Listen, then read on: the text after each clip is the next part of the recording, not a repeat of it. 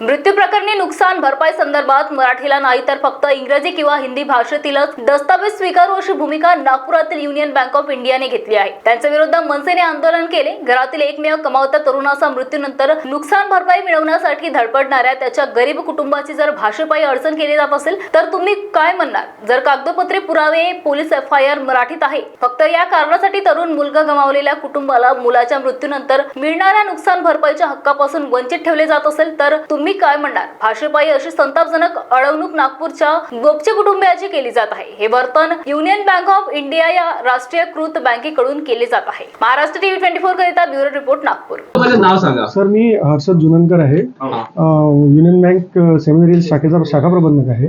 गोपचे कुटुंबियांमध्ये त्यांच्या मुलाची डेथ झाली आहे। पहिले तर एक सांगाल, गोपचे कुटुंबियांनी तुमच्याकडे अर्ज घेऊन आले होते, हा अर्ज तुमची प्रतिक्रिया सांगा सर। ते त्यांचा मृत्यू झाल्यानंतर आम्ही त्यांना सांगितलं की आमच्या ATM कार्डवर 2 लाखाचा विमा आहे। त्यांना माहीत नव्हतं ही गोष्ट, आम्ही त्यांना कळवली, त्यांना फॉर्म दिला आहे। याच्यात फक्त हा नॅशनल इन्शुरन्स कंपनीचा फॉर्म आहे, हा बँकेचा फॉर्म नाही आहे।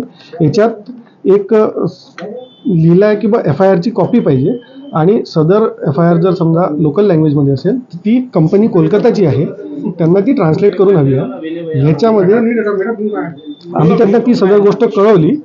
त्याच्यात समजा अनवधानाने कुठे जो गैरसमज झाला आहे किंवा आम्ही मराठीचा कुठेही अपमान केलेला नाही आणि जर असं असेल तर आम्ही त्याच्याबद्दल माफी मागतो। तुमच्याकडे किती वेळा तो अर्जदार जो लहान भाऊ किती वेळा काल आला होता का? काल आला होता। काल त्याच्या हातात अर्ज होता, तुम्ही त्याचा अर्ज तपासला होता आपल्या हातात घेऊन? हो सर। मग काल स्वीकारला का नाही तुम्ही? सर त्यांना सांगितलं ना, जर समजा त्यांनी FIR ची ती ट्रान्सलेटेड कॉपी, आम्ही तसा अर्ज पाठवायला तयार होतो, पण तो पाठवल्यानंतर परत त्याच्यामध्ये क्वेरी निघून त्यांना सदर क्लेम मिळास वेळ झाला असता, अजून ती प्रोसिजर डिले झाली असती, त्याच्यासाठी जबाबदार आम्हीच राहिलो असतो। म्हणून आम्ही त्यांना सुचवलं की जर समजा ती ट्रान्सलेटेड कॉपी दिली तर त्यांना विदिन टाइम त्यांचा क्लेम अमाऊंट आम्ही त्यांच्या हातात सुपूर्द केला असता। आता तुम्ही स्वीकारता त्यांचा अर्ज आणि व्यक्त करताय? नाही, आम्ही त्यांचा अर्ज आताही स्वीकारायला तयार आहोत। आम्ही त्यांना फोनही केलेला आहे। ते सध्या त्यांच्या कुटुंबातील कोणत्या व्यक्तीच्या मृत्यूमुळे परत बाहेरगावी आहेत, ते आल्यावर त्यांना आम्ही बँकेत बोलवून अर्ज त्यांचा झालेल्या कृतीबद्दल दिलगिरी बँक व्यक्त करत हो आम्ही ठीक आहे। आम्ही आमच्यामुळे जो त्यांना समजा अनधानाने त्रास झाला असेल त्याच्याबद्दल आम्ही माफी मागतो। पण या सगळ्यामध्ये एक महत्वाचा विषय, अशी इन्शुरन्स कंपनी की जिथे महाराष्ट्र पोलिसांचा FIRच मराठीत चालत नाही, अशा नाही सर, कंपनी त्याच्याबद्दल आम्ही ठरवणारे म्हणजे नाही आहे ना। ही पॉलिसी जी आहे ही म्हणजे पूर्ण ऑल इंडिया एक पॉलिसी आहे युनियन बँकेची, नॅशनल इन्शुरन्सची। त्या कंपनीच्या तरतुदी आहेत। आम्ही याच्यात म्हणजे बँकेचा रोल फक्त त्यांना कागद पोहोचवणे आहे। तामिळनाडू गेल्यावर सुद्धा हाच नियम आहे जो सर।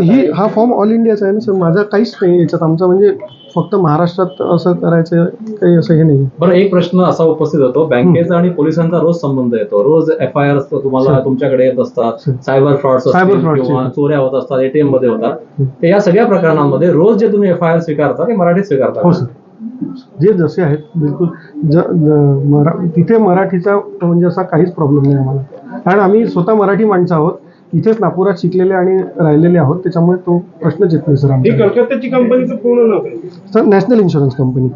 बरं, हे महाराष्ट्र या ठिकाणी मनसेचे कार्यकर्ते नेते आलेले आहेत, त्यांना तुम्ही माफी मागितली आहे का? आणि त्यांचा जे आक्षेप होता तो दूर केला आहे का? आता स्थिती काय आहे बँकेच्या वतीने? मी पहिली गोष्ट, मी मराठीचा कुठेच काही म्हणजे अपमान केलेला नाही आहे। मी माझ्याकडनं मी अजूनही सांगतो आहे, गैरसमज झाल्यामुळे समजा होऊ शकते की समोरच्या व्यक्तीला जो त्रास झाला मी त्याच्याबद्दल अजूनही माफी मागतो आहे, किंवा होऊ शकते आम्ही त्यांना अजून लवकर मदत करायला पाहिजे होती।